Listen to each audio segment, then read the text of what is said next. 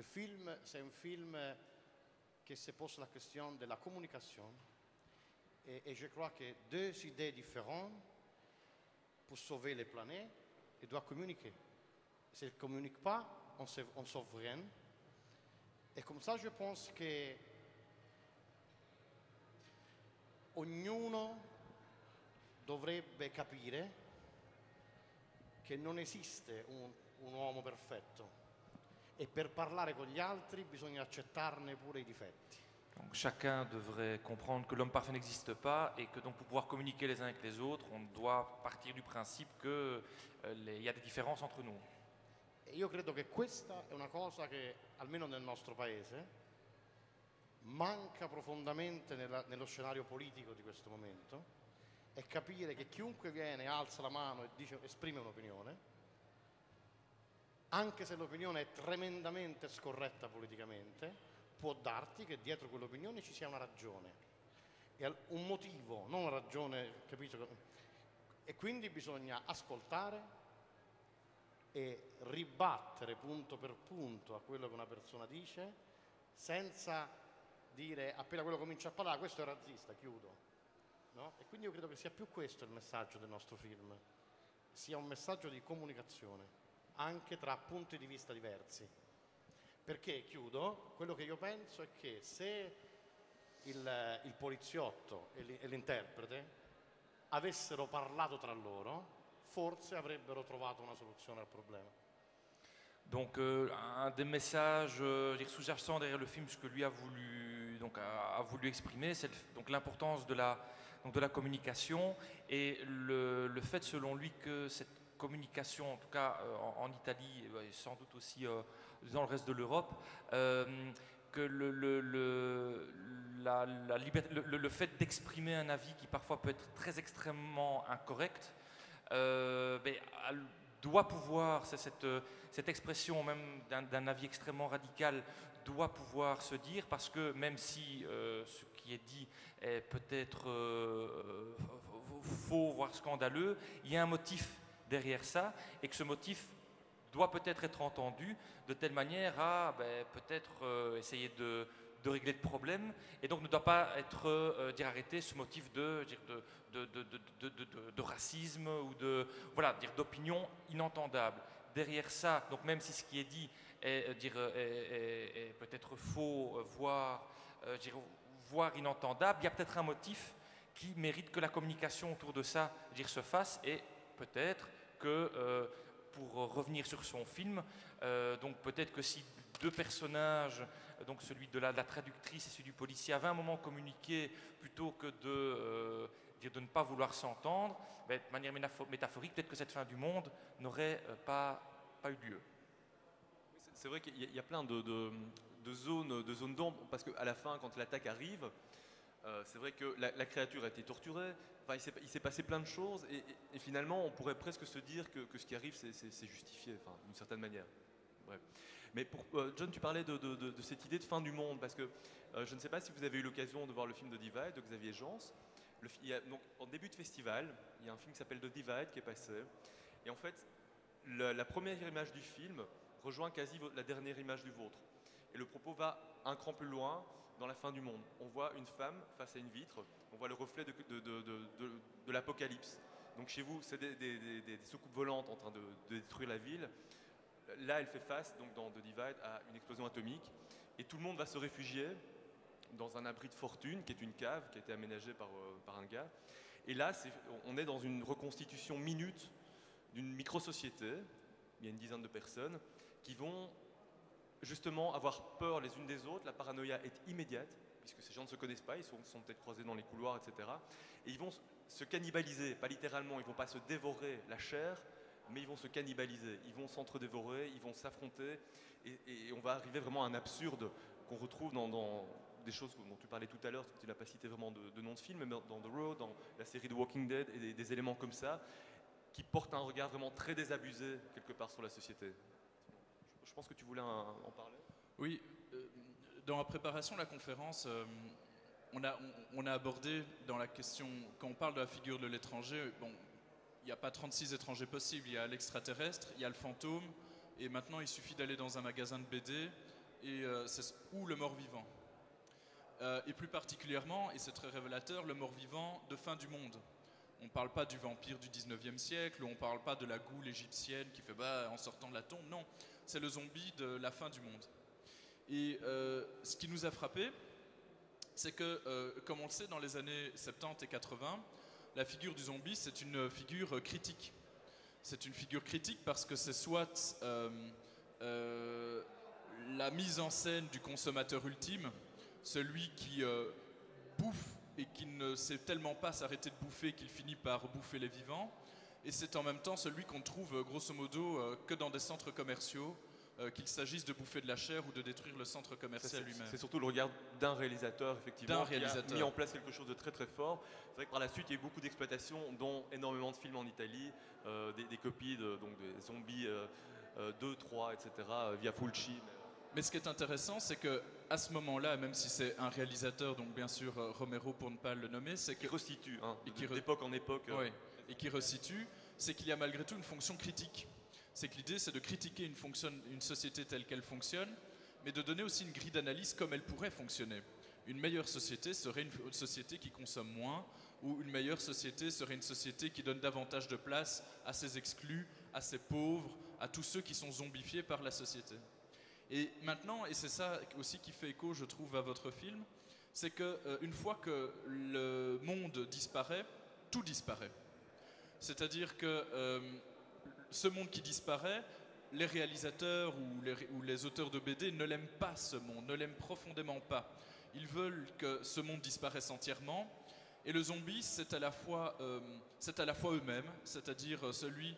C'est la figure de l'autre qui est quelque part le miroir. Mais le vraiment miroir intégralement le miroir, c'est pas une créature surnaturelle, c'est pas, enfin surnaturelle si, il y a quand même un élément, mais je veux dire, ce n'est vraiment pas un extraterrestre, c'est pas quelque chose qui a été déformé en laboratoire ou quoi que ce soit, c'est son voisin, ça pourrait être n'importe qui qu'on a fréquenté, quelqu'un de sa famille, un enfant, c'est très très fort. Mais c'est un voisin qui fait peur, mais c'est aussi un voisin qui fait ce qu'on voudrait bien faire, c'est-à-dire tout détruire et donner un grand coup de pied dans la fourmilière quelque part. Donc il y a à la fois de nouveau une relation de répulsion et d'attraction, mais ce qui est particulièrement prégnant, c'est que dans ces films-là, la seule solution à la fin du monde, c'est deux choses. Dans Walking Dead, c'est particulièrement visible, c'est deux choses. C'est d'une part renoncer à la société et à la démocratie pour former un clan ou une tribu. C'est toujours la même chose, on se reconstitue en famille, en petits groupes, tout en haut au nord du Canada, ou dans un désert, ou sur une île, ou dans une forêt très bien planquée, et on met des barrières autour de nous et on essaie de survivre sans société, la plupart du temps avec un chef. Souvent, on met en scène des tentatives de démocratie, mais ces tentatives de démocratie ne fonctionnent pas parce qu'il y a toujours un sous-chef qui veut prendre la place du chef. Donc ça, c'est la première chose. Et la deuxième chose, c'est que la communauté n'arrive qu'à survivre qu'en faisant des choses innommables, mais justifiées. Des dilemmes moraux compliqués. Vais-je tuer mon ami parce qu'il a mis en péril la communauté? Le personnage principal hésite, il pleure, il se demande si c'est bien humain de le faire, mais il le fait. Et donc, il y a deux choses de tous ces récits qui émergent. C'est on vit dans une société cruelle qui ne peut survivre que par la cruauté. On vit dans une société pourrie qui ne peut être régénérée qu'en transformant la société démocratique en famille. Et dans une famille, il n'y a pas de droit. Voilà. Et à propos de famille, on a vu un exemple assez extrême, parce que là, on est dans une figure d'autre qui est quasi, enfin qui est son sang, son propre sang. C'est le film de Friedkin. On ne peut peut-être pas rester longtemps sur le sujet, mais là, on parlait, donc Friedkin a fait une présentation sur scène.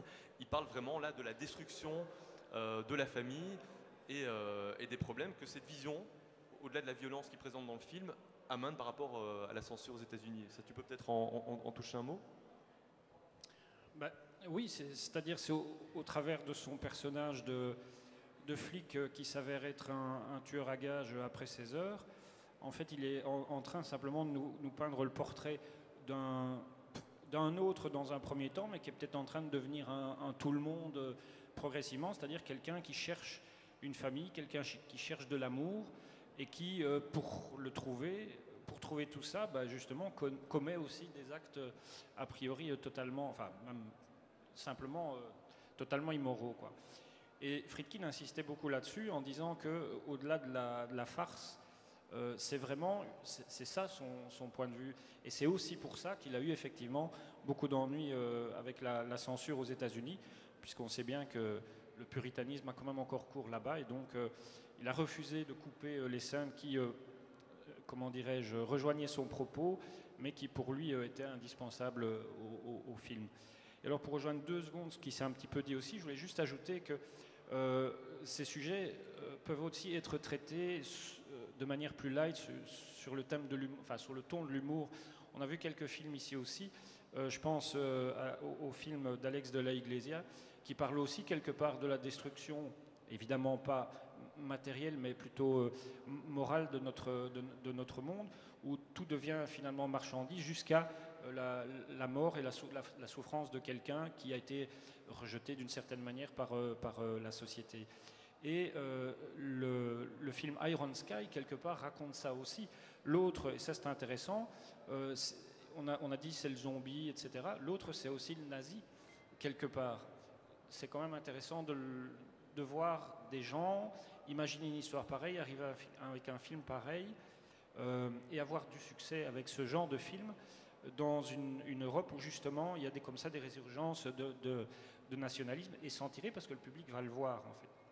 Seule chose à souligner, c'est que le film ne sera pas distribué en Belgique. Non, voilà. Curieusement. C'était une parenthèse. Oui.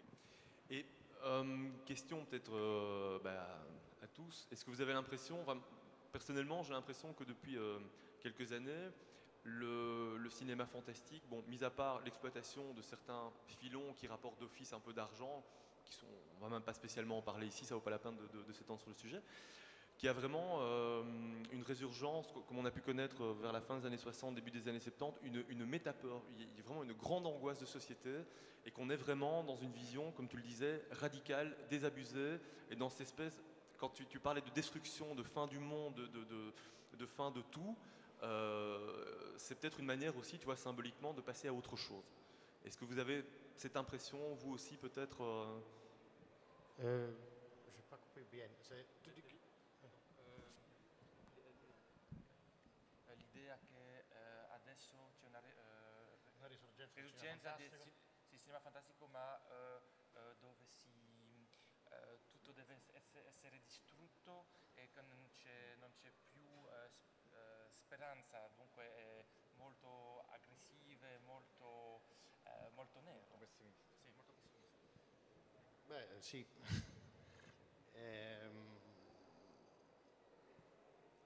Io penso che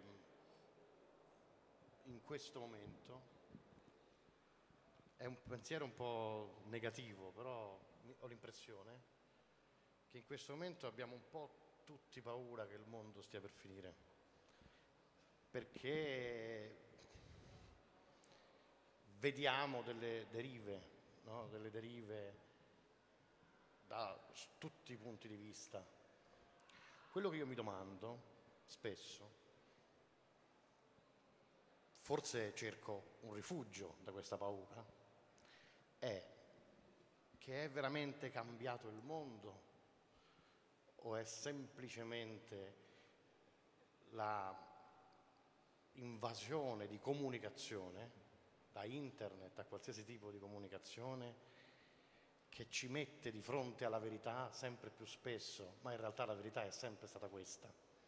Questo in qualche modo è un pensiero negativo, ma è una speranza, perché dice forse siamo sempre stati così, è solo che oggi si vede di più. C'est ça, donc il partage l'idée de fait que le cinéma fantastique est de plus en plus noir, mais s'interroge sur le fait que est-ce que c'est vraiment est-ce que c'est vraiment le monde qui est en train actuellement de changer, donc au sens qu'il y a énormément de dérives qu'il constate. Donc est-ce que le monde est vraiment en train de changer, ou est-ce que, et là il en revient à l'idée de communication, est-ce que c'est simplement, je veux dire, le plus de communication, donc les médias, Internet, qui fait que, alors que le monde n'a pas vraiment changé, tous ces médias nous mettent face à une réalité vis-à-vis de laquelle on n'avait peut-être pas conscience, en tout cas qui devient même absurde, puisqu'on peut s'inquiéter pour des choses qui se passent, même mineures, mais qui peuvent se passer très loin, et qui tout à coup font écho à quelque chose